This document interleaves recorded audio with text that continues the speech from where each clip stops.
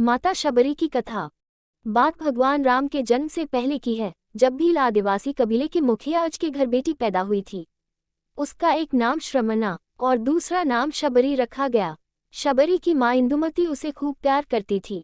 बचपन से ही शबरी पशु पक्षियों की भाषा समझकर उनसे बातें करती और जब शबरी की माँ उसे देखती तो कुछ समझ नहीं पाती थी। कुछ समय बाद एक पंडित ने शबरी के परिवार को बताया कि वो आगे चलकर सन्यासी बन सकती है। इस बात का पता चलते ही शबरी के पिता ने उसका रिश्ता तय कर दिया। जैसे ही शादी का दिन नजदीक आया, शबरी के घर वालों ने खूब सारी बकरियां और अन्य जानवर घर के पास लाकर बांध दिए। एक दिन शबरी का माँ जब उसके बाल बना रही थी तो उसने माँ से पूछा, इतने सारे जानवर हमारे घर क्यों लाए गए हैं? माँ ने जवाब दिया, बेटी तुम्हारा विवाह होने वाला है, इसलिए हम लोगों ने इनका इंतजाम बलि के लिए किया है। तुम्हारी शादी के दिन ही बलि प्रथा होगी और फिर इनसे स्वादिष्ट भोजन बनाकर सबको परोसा जाएगा। ये सब सुनकर शबरी दुखी हो गई। काफी देर तक शबरी ने उन जानवरों को आज़ाद करने के बारे में सोचा। सोचते सोचते शबरी के मन में हुआ कि अगर ये जानवर यहाँ नहीं होंगे तो इनकी बलि रुक सकती है। ऐसा नहीं हुआ तो मेरे घर से कहीं चले जाने पर ही यह बलि रुकेगी। जब मैं ही नहीं रहूंगी तब न विवाह होगा और न ही बलि प्रथा। इससे मासूम जानवर बच जाएंगे। इसी सोच के साथ जानवरों को रखी गई जगह पर शबरी पहुंची। उसने सोचा कि उन्हें खोल देती हूँ, लेकिन वो ऐसा नहीं कर पाई। उसके बाद शबरी जंगल की तरफ भागने लगी। भागते भागते शबरी ऋषिमुख पर्वत पहुंच गई। वहां करीब 10,000 ऋषि रहा करते थे।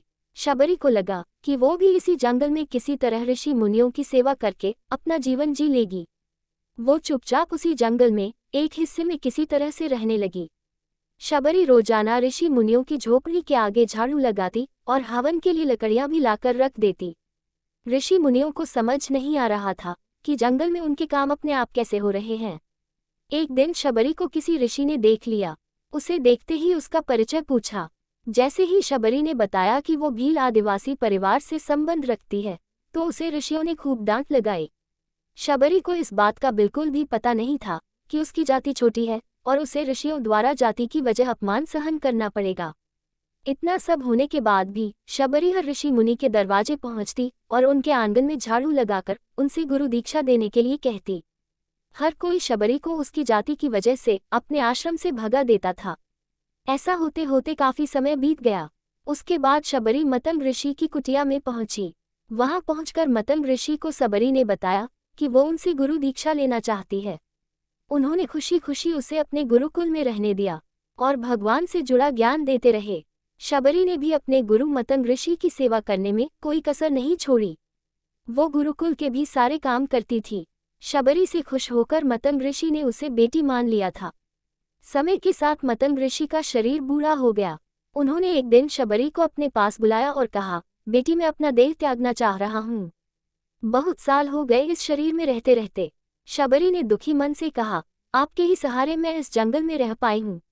आप ही चले जाएंगे तो मैं जीकर क्या करूँगी? आप अपने संग मुझे भी ले जाए, मैं भी देह त्याग दूंगी। मतंग ऋषि ने जवाब दिया, बेटी तुम्हें चिंता करने की जरूरत नहीं है। राम तुम्हारी चिंता करेंगे और ध्यान भी रखेंगे। शबरी ने राम का नाम सुनने के बाद पूछा, वो कौन है और उन्हें मैं किस तरह से ढूंढूंगी? मतंग ऋषि ने बताया, राम कोई और नहीं भगवान है। वो तुम्हें सारे अच्छे कर्मों का फल देंगे। तुम्हें उन्हें ढूंढने की कोई जरूरत नहीं है। वो एक दिन खुद तुम्हें खोजते हुए इस कुटिया में आएंगे और तुम्हें उनके हाथों ही मोक्ष मिलेगा। तब तक तुम इसी आश्रम में रहो। इतना कहते ही मतंग ऋषि ने अपना शरीर त्याग दिया। शबरी के मन में मतंग ऋषि के जाने के बाद से एक ही बात थी कि भगवान राम स्वयं उससे मिलने आएंगे। वो रोज भगवान राम से मिलने के लिए बाग से अच्छे अच्छे फूल लाकर पूरा आश्रम सजाती और भगवान के लिए बेर तोड़कर लाती। भगवान के लिए बेर चुनते हुए शबरी उन्हें चख लेती थी ताकि भगवान वो सिर्फ मीठे बेर ही दे। रोजाना शबरी इसी तरह भगवान के दर्शन की आस में फूल और बेर इकट्ठा करती रहती थी। इसी तरह इंतजार में कई साल बीत गए। शबरी का शरीर एकदम वृद्ध हो गया। एक दिन आश्रम के पास के ही तालाब में शबरी पानी लेने के लिए गई। तभी पास के ही एक ऋषि ने उसे अछूत कहते हुए वहां से भागने के लिए कहा और एक पत्थर मार दिया। वो पत्थर जब शबरी को लगा तो उसे चोट लगी और खून बहने लगा। बहते हुए खून की एक बूंद उसी तालाब के पानी में गिर गई। तभी पूरा तालाब का पानी खून में बदल गया। ये सब होता देखकर ऋषि ने शबरी को ही डांटा और कहा कि पापिन, तुम्हारी वजह से पूरा पानी खराब हो गया। रोज ऋषि उस पानी को साफ करने के लिए अपनी कई तरह की विद्याओं का इस्तेमाल करते। कई सारे जतन करने के बाद भी कुछ नहीं हुआ। फिर उन्होंने गंगा जैसी कई पवित्र नदियों का जल भी उस तालाब में डाला, फिर भी तालाब का पानी साफ नहीं हो पाया और वो खून जैसा ही रहा। कई सालों तक तालाब के पानी को साफ करने की कोशिश के बाद भी कुछ काम नहीं आया तो ऋषि ने थककर सब कुछ छोड़ दिया। इस घटना के कई सालों के बाद भगवान राम अपनी पत्नी सीता के हरण के बाद उन्हें ढूंढते हुए उसी तालाब के पास पहुंचे। ऋषि मुनियों ने उन्हें पहचान लिया। भगवान को वहां देखकर ऋषियों ने तालाब का पानी साफ करने के लिए भगवान को अपने पैर उसमें डालने के लिए कहा, लेकिन पानी जैसे का तैसा ही था। ऋषि मुनियों ने भगवान से भी कई अन्य जतन करवाए, लेकिन वो पानी जस का तस खून जैसा ही रहा। तब भगवान ने ऋषियों से पानी के रक्त में बदलने की कहानी पूछी। तब ऋषि ने शबरी को पत्थर मारने वाली सारी बात बता दी। उसके बाद कहा कि वो महिला ही अपवित्र है, छोटी जात की है, इसलिए ये सब हुआ है। उसी वक्त भगवान राम ने कहा, ये सब आप लोगों के खराब वचनों से हुआ है।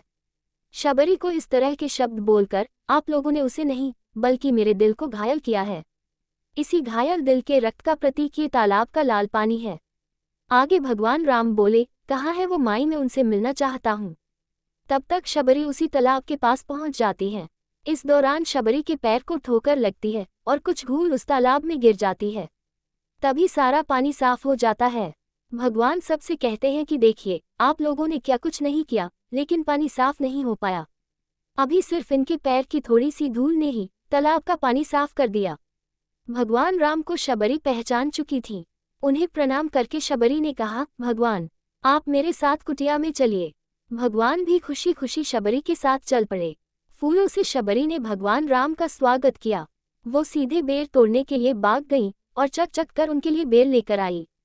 उन्होंने बड़े ही प्यार से भगवान राम और उनके भाई लक्ष्मण को बेर दिए। भगवान राम ने भी उतने ही प्यार से उन बेर को खाना शुरू किया।